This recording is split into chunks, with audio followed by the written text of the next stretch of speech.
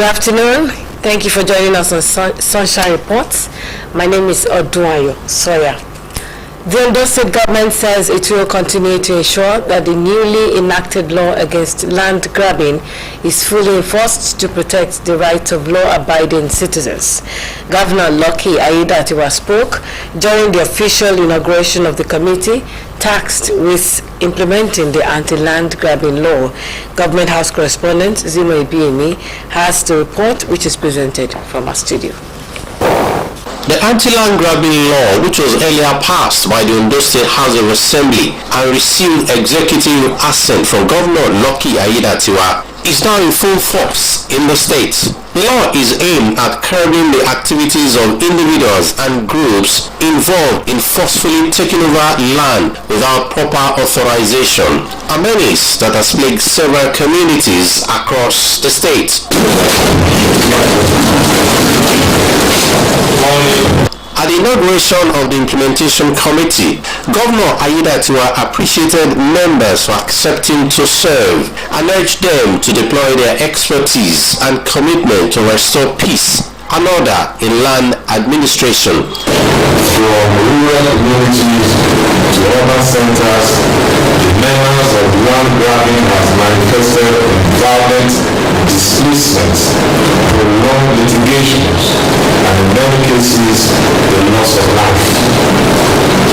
Speculators, often shielded by informal networks of loopholes in our laws, have fueled chaos in land administration, hindered genuine investment, and undermined the peace and prosperity of our people.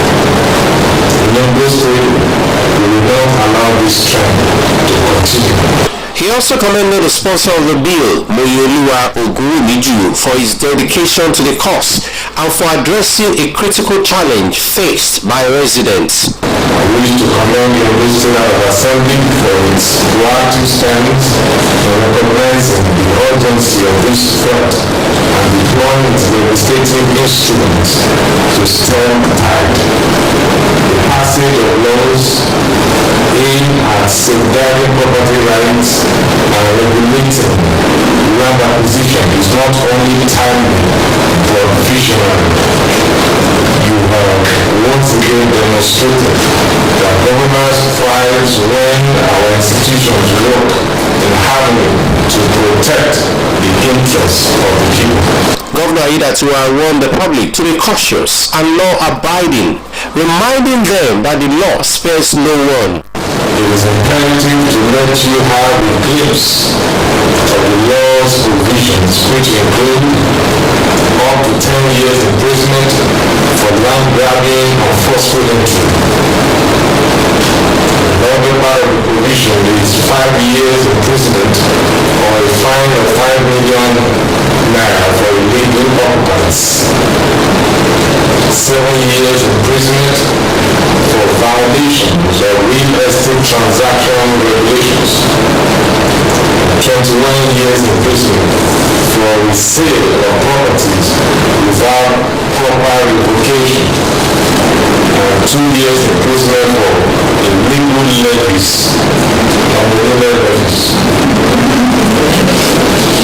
Responding, the chairman of the committee and the state attorney general and commissioner for justice, Kayode Ajulo, assured the governor of their readiness to carry out their duties diligently. We are fully aware that the enforcement of this law is not merely a representation. It's about justice, detailed administration reform. Our objective is to create a just and efficient land governance system that respects due process and protect all lawful interests. Also speaking, the bill sponsor, Moyoluwa Ogunwumiju, highlighted the benefits of the law, stating that it seeks to protect vulnerable individuals and restore sanity to land ownership processes. I will not go into this because a lot of people make complaints from the sense of this, that the issue of land, all the over complaints now, they are land developers, and I think about it now, when can we go? And I think the specific investigations going to the Ministry of Justice, going to the judiciary, so that about 2% of citizen votes are non-deliberate, which means that if you can even to show you that 50%, only begins to be able because so many cases are because that the opportunity is understanding. The enforcement of the anti-land grabbing law marks a significant step towards securing land rights in Ondo State. As the implementation committee begins its work, many see renewed hope for justice, fairness, and orderly land acquisition across communities.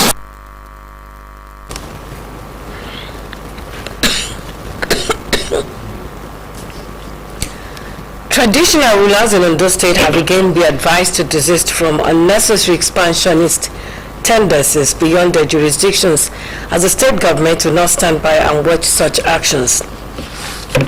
Ondo State Governor Lucky Aiyedatiwa spoke while receiving the chairman of the Ondo State Council of Obas and Olowo, Oba Ajibade Ogunye, as well as other traditional rulers who paid him a courtesy visit in Akure.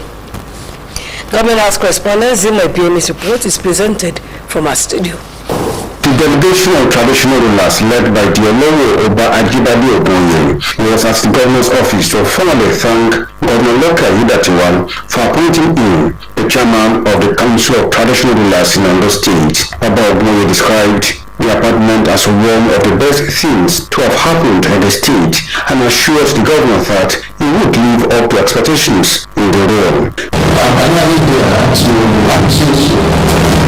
Thank you and the government for finding the word to be appointed as the chairman of the State Council of Rulers. The truth is that you have resolved and found out that I will give up to explanation. And I promise to do that. What things that I spoke of in 2019, I want to assure you that we will do more. We will support the government, we will be supporting the government, continually support the government.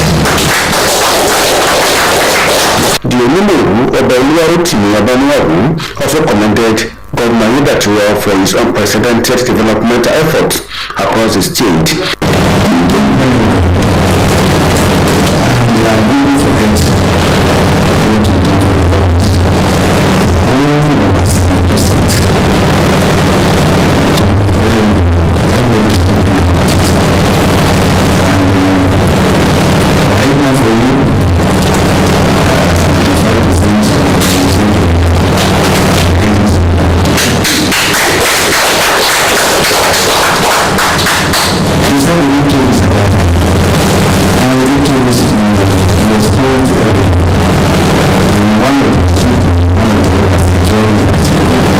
Response, Governor Lucky Aiyedatiwa expressed appreciation to Oba Ogunye and other members of the Council of Obas for their consistent support. Your commendation also of our persons and character in terms of what we stand for and the value that we exhibit. Our models and achievements that we also mentioned, we are very appreciative of that. The duties have been able to do since that some sort of office, especially in the last 3 months of our inauguration on the 24th of February 2025. On the issue of security, Governor Aiyedatiwa revealed that the government is making arrangements to provide 50 high-level vehicles to various security agencies in the state. He reaffirmed that Ondo State remains one of the safest in the country and assured residents that the government will continue to prioritize the protection of lives and property. Yes, we have been able to do I would say some of our agenda, our 7-point agenda of our list, where we talk about orderliness and the rule of law, that we go there because we live without peace, without order in the society, there can never be progress, and investors will not look at our way. I think we are trying to make this state very safe and secure. And in fact, we have been adjudged as one of the safest and peaceful states in Nigeria. some caution with our system, security challenges that we are facing very now. And we are responding swiftly to all of these challenges, and we have overcome a lot of them. And we are giving our support. Like we gave them some variables the other time. Right now, in the state, we have about 50 bilances already passed. We give it to all the various security agencies in the next 2 or 3 days. They will have them. Governor Yedatiwa also applauded the Ondo State Security Network Amotekun for successfully coordinating efforts with other security agencies to ensure peace across the state.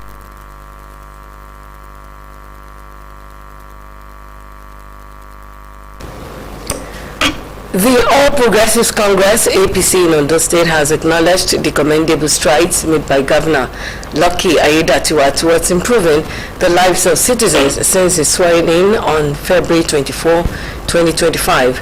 As the governor marks his first 100 days in office, the party, through a statement by its Director of Media and Publicity, Steve Otaloro, said it recognizes the numerous development projects embarked upon across the state. Ondo APC notes the governor's commitment to creating economic opportunities by laying a solid foundation for sustainable growth through initiatives such as the disbursement of 220 million naira in soft loans. The statement stresses that with the slogan "Our Ease," Governor Lucky Aiyedatiwa's administration has shown commitment to infrastructure and economic growth, human capital development, and ensuring peace and security, all of which portend well for the future of Ondo State.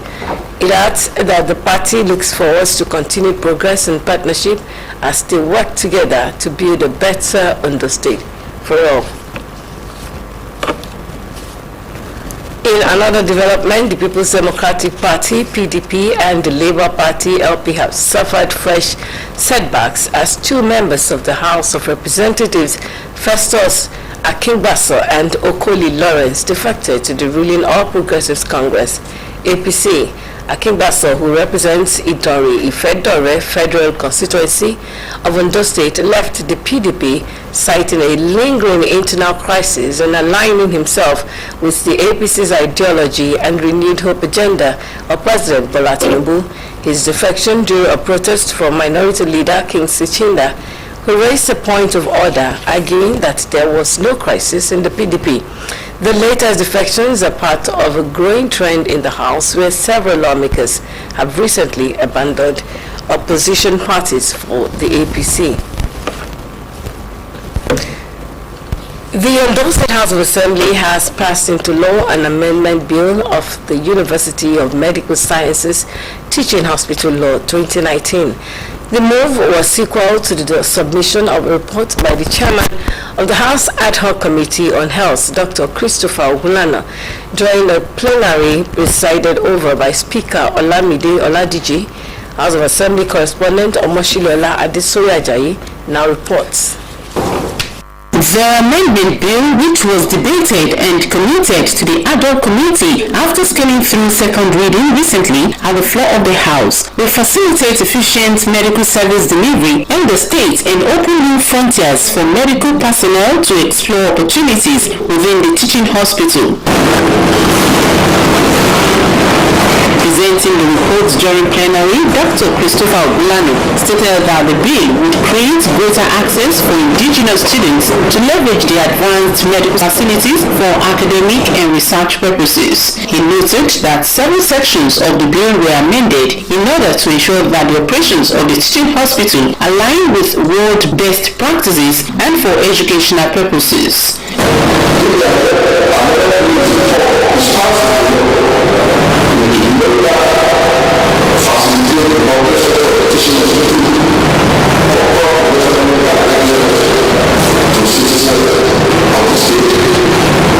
Majority Leader of the House, Oluwole Ogunmolashoyi, moved the motion for the bill's passage into third reading and approval. The move was seconded by the lawmaker representing Ile-Olujoki constituency, Nelson Akishueju.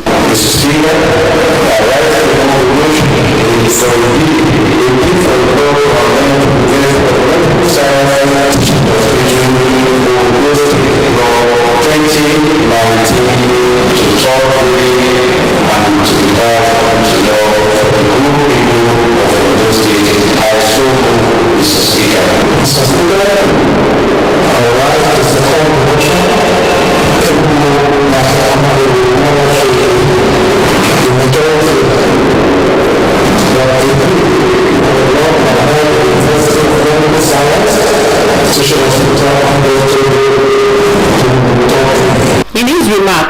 The Speaker, Olamide Oladiji, commended the initiative, noting that the emergence of Futa Teaching Hospital would spur healthy competition, generate job opportunities, and boost the state's internally generated revenue. He thereafter ruled for the bill to be passed into law following a voice vote.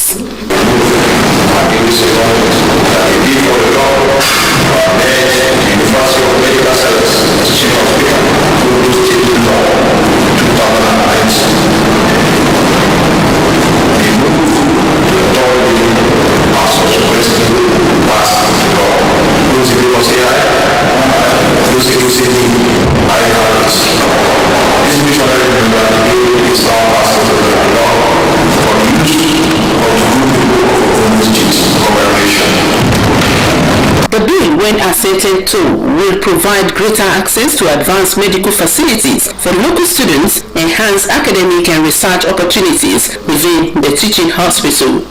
Omoshiola Adesoya Ajayi, Osrc News.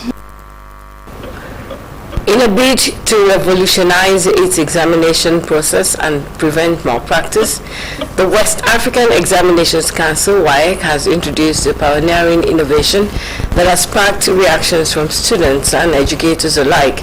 The English language exam was the first to implement this groundbreaking approach, where candidates across the country received a customized set of questions. The reports. For decades, the integrity of public examination in West Africa had faced serious threat due to question leakages, impersonation, and widespread collusion.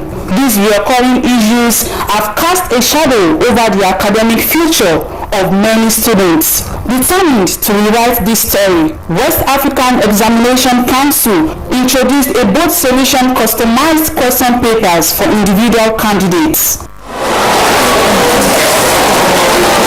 A visit to selected schools in Akure during the English language examination revealed just how much the system is changing. Instead of the usual standard booklets, each student received a question paper that was personalized, directly matched with their optimal mark recognition OMR sheets.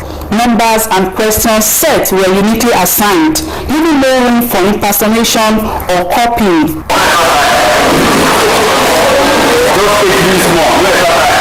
Principal of Akure Secondary Commercial School, Cecilia Ologunlade, and her counterpart in CAC Adu Memorial High School, Olajumoke Ekojide, described the exercise smooth and effective. They praised WAEC's innovation for fostering discipline and focus among candidates. It has a lot of advantages in the academic development of the nation generally, because students who are now even ready to learn, who rely on others for support, they now know that it is not easy as before.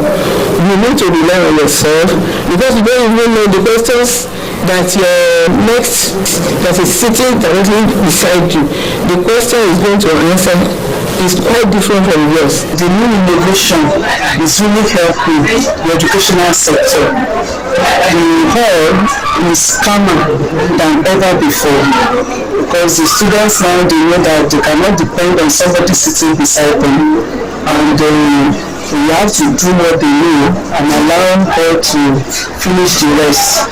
So the hall was so calm and peaceful. Supervisor also confirmed that students were well arranged and adapted quickly to the new system. Everyone was calm, quiet, because you don't need to talk to anybody. You cannot look at another person's work. You have to face your own work. So I think the method is okay. The new development, so I think it will help the examination practices. Even though the hall everywhere was very, very peaceful, because every student just focused on their own work. They expressed optimism that this method will significantly reduce malpractice and restore trust in examination process. It was very, very sweet. Different question, different answer.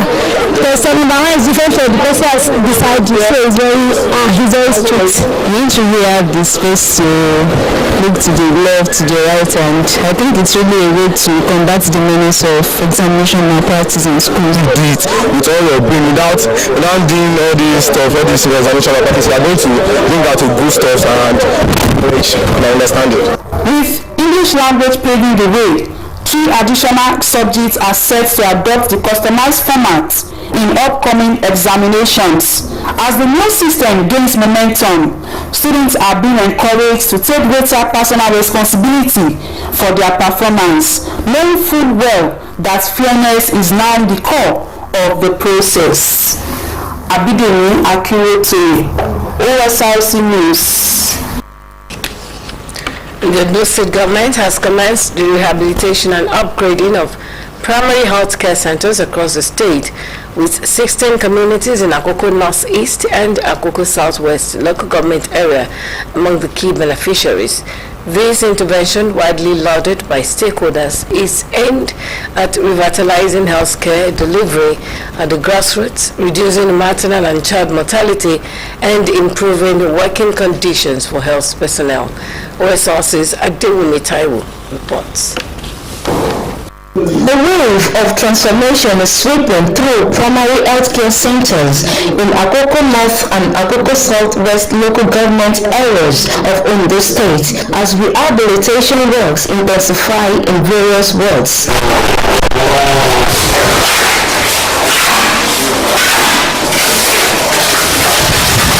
The projects including rebuilding of health centers, construction of staff quarters, and provision of essential utilities like pipeline water, drainage system, tricycles for mobility, and modern health equipment. Through a strategic partnership with the World Bank, the state government is reconstructing and equipping facilities in wards such as Oba Akoko, Ekonile Ikare Akoko, and Ede Shakini Akoko, among others. Chairman of the World Development Committee in the area, Alhaji Alao Ganiyu, described the initiative a welcome development under the renewed hope agenda of the Lucky Aiyedatiwa administration. He expressed gratitude to the government while calling for further interventions. By the time we heard of it, we are very, very happy. Because the community have been struggling how to renovate some of the destroyed buildings. But really we had very, very beautiful. Medical personnel in the affected wards say the rehabilitation project has brought a significant improvement to service delivery. They commended Governor Aiyedatiwa for prioritizing healthcare infrastructure, noting that the upgrades have eased access to quality care for residents. There's no enough room for the staff, even the quarter staff. But when this program comes and works, in fact, it's a very great movement and very great to this facility and the entire community. We are so happy. Since the beginning of the project, we are happy because for a very long time, there's nothing of such. We really want to appreciate the state government and the World Bank and the impact personnel, like I said. We are guiding these new quarters because our people suffer from sleeping while Engineer supervising, who highlighted the scope of the project, assured that the facilities upon completion would meet the needs for the local population. We have follow government in Akoko here. Now we are working with all the follow government in Akoko. They gave us 3 months to complete the project, and we have started since March. Upgrading of the existing facilities, putting on perimeter fence, buying of tricycles, ambulance, then giving them boreholes, things that will make them, comfortable and effective. Residents are equally enthusiastic. Mrs. Iyaleye Wenimo from Oba Akoko believes the intervention will make a huge difference, especially in maternal and child health care. At the initial stage, they used to go to Waro to Okare to take care of their other for delivery and to take care of their children. But presently, the situation is improved. Now they will be here to take care of their children. No need of moving far. The ongoing rehabilitation of primary healthcare centers across Akoko North-East marks a significant milestone in the state's commitments to strengthening grassroots health delivery. With improved infrastructure, better equipment and motivated staff, the goal of accessible and quality health care for all is gradually being realized in Ondo State. Adewumi Taiwo, OSRC News.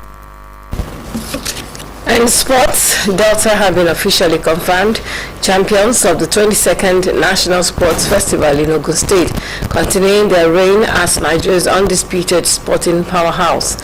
They are on an unassailable lead of 109 gold, 75 silver, and 87 bronze medals, even as a few events are still to be concluded before tonight's closing ceremony.